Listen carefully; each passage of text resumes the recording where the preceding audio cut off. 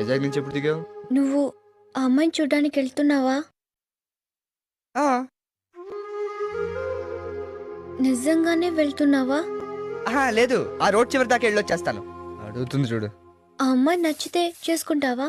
నచ్చితే చేసుకోక, నచ్చావు సిస్టర్ అని వచ్చేస్తావా? నువ్వు ఆ అమ్మాయికి నచ్చాలిగా. ఇదిగో, నీకు ఎలాగో నచ్చలేదు, ఊర్లో వాళ్ళకి కూడా నచ్చకూడదా? లైఫ్ లాంగ్ బ్రహ్మచారిగా ఉండిపోమంటావా? వెళ్ళమ్మా, వెళ్ళు.